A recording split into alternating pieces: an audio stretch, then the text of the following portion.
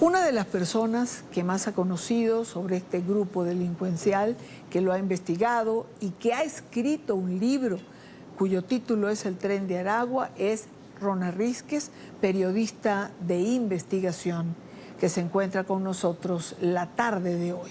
Ella ha investigado a este grupo como lo estamos señalando.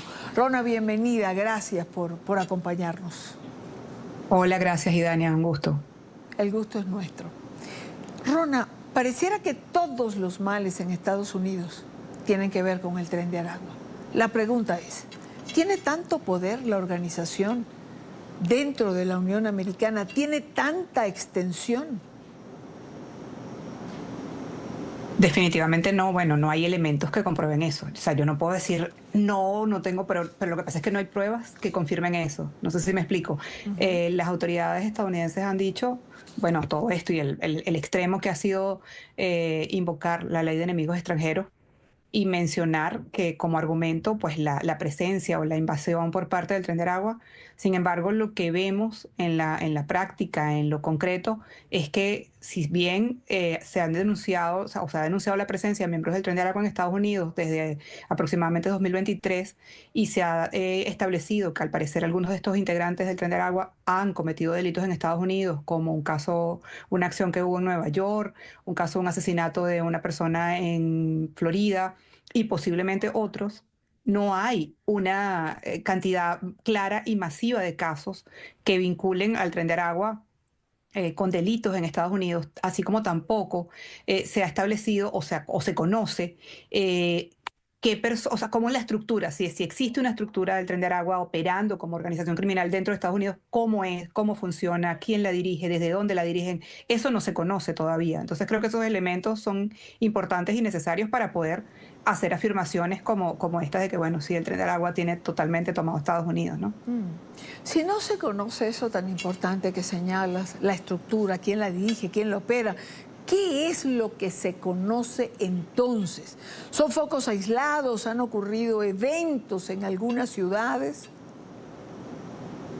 Lo que se conoce es eso, pues delitos cometidos por venezolanos, como el caso del asesinato de la estudiante de enfermería en Georgia, y el caso también de un asesinato y violación de una niña por parte también de dos venezolanos, y bueno, otros delitos, ¿no? Y estos delitos, pues ciertamente son delitos atroces, terribles, y fueron cometidos por ciudadanos venezolanos. Lo que ocurre es que no hay, o por lo menos no se conoce, yo trato de decir no se conoce porque no sé si la haya y en el sistema estadounidense de justicia pues hay algunos mecanismos de seguridad, de secreto que pues uno a veces no desconoce. Entonces no se conoce que haya vínculos de estas personas con el Tren de Aragua.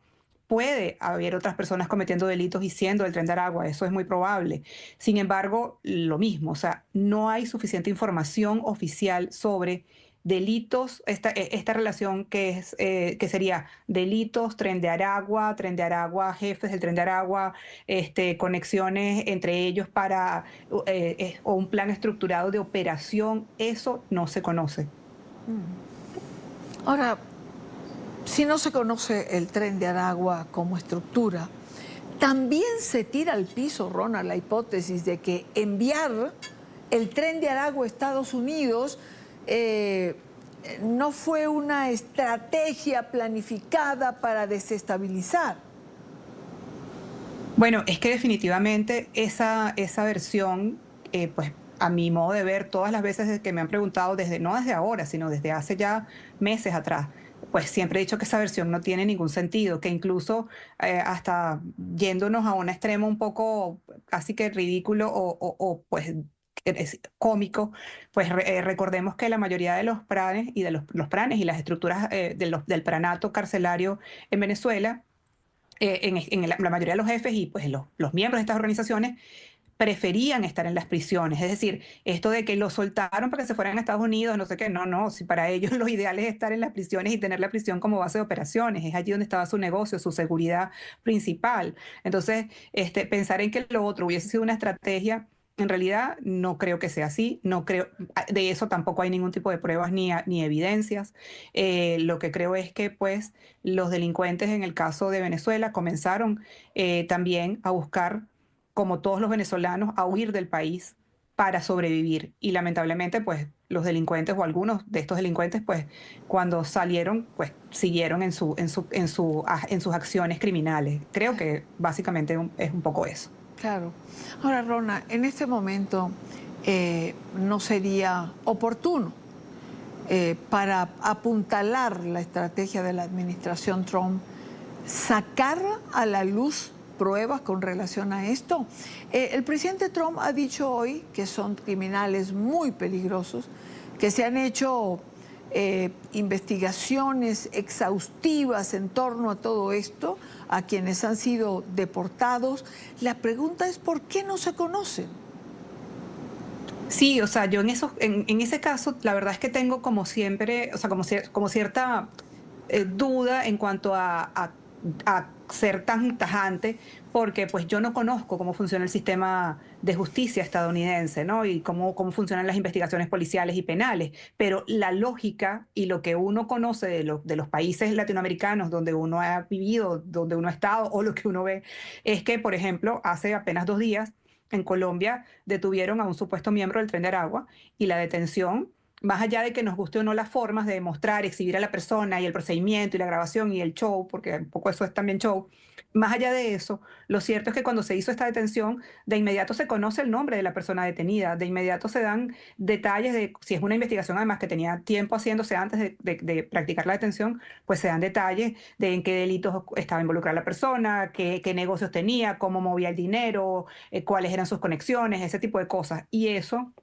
lo hemos visto en ese caso de Colombia, menciono ese caso porque fue hace apenas 2, 3 días, fue esta misma semana, pero además eso también lo hemos visto en casos en Chile, en otros casos en Colombia, incluso en unos casos que cuando México anuncia que tiene presencia del Tren de Aragua, pues el secretario de Seguridad lo dice basado en una investigación sobre unos casos asociados a trata de mujeres migrantes y asesinatos. Entonces, es decir, hemos visto cómo hay información concreta de estos casos de crímenes cometidos por el Tren de Aragua. En el caso de Chile, una serie, o sea, en este momento está comenzando el juicio de las primeras personas que fueron judicializadas en Chile por ser miembros del Tren de Aragua y cometer delitos en Chile. Hubo unas sentencias a unos también que fueron de más de 500 años, suman las sentencias por ser miembros del Tren de Aragua y pues ya se juzgaron, se supo quiénes eran, todo esto. Entonces, esto en Estados Unidos, lamentablemente, no sé si es que el sistema de justicia tiene unos mecanismos que impide que esta información se conozca o se divulgue, o si es que pues no existe esta información. Claro.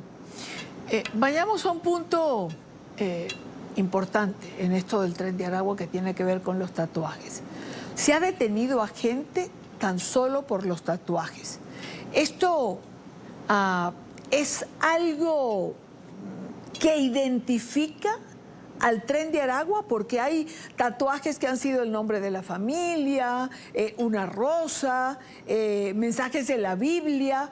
¿Los tatuajes son realmente identificación precisa del Tren de Aragua? No, eso es también algo que es muy preocupante, porque en realidad el Tren de Aragua no tiene una obligación, o sea, los miembros del Tren de Aragua no están obligados a tener un tatuaje. Es decir, los tatuajes no son parte o no son una forma de identidad del Tren de Aragua ni de ninguna pandilla venezolana. O sea, los grupos delictivos venezolanos no tienen ese sello o ese símbolo o ese signo para poderse identificar. ¿Qué ocurre? Bueno, es posible que haya tatuajes que tengan varios miembros del Tren de Aragua por coincidencia, por moda, porque les gustan, pero eso no significa que todos los miembros del Tren de Aragua deban tener un tatuaje. Es probable también que haya muchos miembros del Tren de Aragua que no tengan tatuaje. Entonces, eso es un elemento que es muy importante porque ¿qué está pasando? Bueno, que los tatuajes en general, a lo mejor en el pasado simbolizaban cosas muy particulares y personales para mucha gente, pero hoy en día se han convertido también en algo de moda. Así como la gente se pone una camisa o unos zapatos de una marca determinada porque están de moda, pues los tatuajes se han convertido en una moda. Y una de estas modas, y uno que es el que menciono siempre, estoy haciendo más famoso a este tipo que no es ni tan bueno como cantante, pero hay que mencionarlo, es el de un cantante puertorriqueño, Anuel, que fue novio de Karol G, por cierto, digo por la audiencia colombiana. Y este personaje tiene un tatuaje que es real, dice real hasta la muerte. Bueno, hay docenas de jóvenes en toda Latinoamérica que son fanáticos de este cantante y se han hecho este tatuaje. Y este es uno de los tatuajes que han incluido en la lista de los tatuajes de los supuestos miembros del Tren de Aragua. Entonces imagínate, entonces Anuel sería un miembro del Tren de Aragua, que es, o sea, no sé, es decir, no tiene lógica. El tema es, el tatuaje lamentablemente, o sea, lamentablemente no, bueno, se ha convertido en una moda, pues entonces esto hace que mucha gente simplemente vea y, ay, mira, este tiene un tatuaje de una estrellita o tiene un tatuaje de una corona, yo me lo voy a hacer también y resulta que, bueno, hay 3 miembros del Tren de Aragua que tienen ese tatuaje. Eso no significa por eso, o sea, no se puede generalizar. Y lo otro es que creo que el otro problema que está relacionado con los tatuajes es que, mira, este, lamentablemente, no solamente digamos, es posible que eso sea lo que esté pasando, no puedo asegurarlo, que estén intentando comparar o meter al Tren de Aragua en el mismo grupo de las maras centroamericanas. Entonces, como las maras centroamericanas sí se distinguen y sí se identifican por los tatuajes, entonces, bueno, simplemente es más fácil estandarizar, bueno, estos son igualitos, son unos criminales, vamos a poner, si tienen tatuajes, son criminales. Entonces, ¿sabes? Esto obviamente tiene dos problemas, ¿no? Uno, el desconocimiento. Yo entiendo que no hay suficiente información sobre el Tren de Aragua, pero hay información y hay posibilidades de conseguir información. Entonces, creo que también hay un tema allí que es investigar en profundidad. Todos los casos tienen que ser individualizados, lamentablemente. O sea, tú no puedes juzgar a alguien por una generalidad. 5 tienen un tatuaje, 5 son del Tren de Aragua, ¿no? O sea, tú tienes que investigar a cada una de estas Claro, personas. por Que eso es un supuesto. trabajo, que eso requiere un esfuerzo, que eso requiere un procedimiento. Es así, pero esa es la justicia. Entonces, bueno. Bueno, la justicia bien impartida. Rona, otra pregunta es, ¿el Tren de Aragua funciona como franquicia? Hasta el momento en que yo hice la investigación para el libro, o sea, hasta el momento en que yo publiqué el libro y hasta el momento en que quizás todavía estaba operativa la prisión de Tocorón, pues para mí no era franquicia. O sea, lo que yo había conseguido era que se trataba de una expansión, es decir, y esto está basado en las investigaciones y los reportes hechos por autoridades de Colombia, Perú y Chile que reportaban que las instrucciones para los miembros del Tren de Aragua en sus países eran impartidas desde la prisión de Tocorón por los jefes del Tren de Aragua. Entonces esto para mí no era una franquicia, era una expansión de la misma organización. ¿Qué pudo pasar después de la toma de la prisión de Tocorón? Pudo pasar que la organización se debilitara y comenzara a fragmentarse. De hecho, hay indicios de esta fragmentación en Colombia y en Estados Unidos con la identificación de algunos grupos que pudieran ser derivaciones del Tren de Aragua. Entonces, es posible también que hayan, en medio de esa fragmentación y en medio de estos reacomodos de la organización, esta posibilidad de que, bueno, otros grupos comienzan ya no a recibir directamente órdenes desde los líderes del Tren de Aragua, sino a operar de su cuenta y a lo mejor a pagar alguna pequeña cuota o alguna cuota por usar el nombre. Pero esa es una especulación mía, o sea, eso no tengo Claro, pruebas de eso. claro. Bueno, hay mucho que investigar del Tren de Aragua, mucho por saber, mucho por conocer todavía, Rona.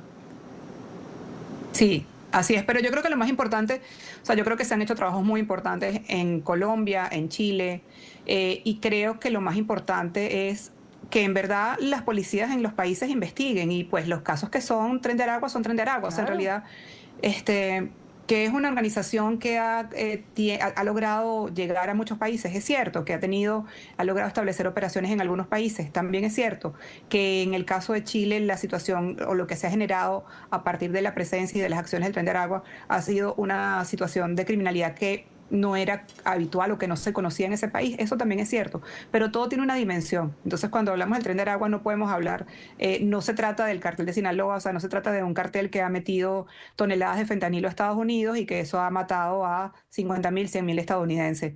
No se trata de una organización terrorista que colocó o que secuestró unos aviones y los estrelló contra unas edificaciones para matar a miles de estadounidenses. O sea, eso no ha ocurrido, no significa que el Tren de Aragua no pueda representar un peligro, lo que significa es que yo creo que tiene que haber unas proporciones justas y coherentes en todo esto, ¿no? Claro, en relación a su exacta dimensión.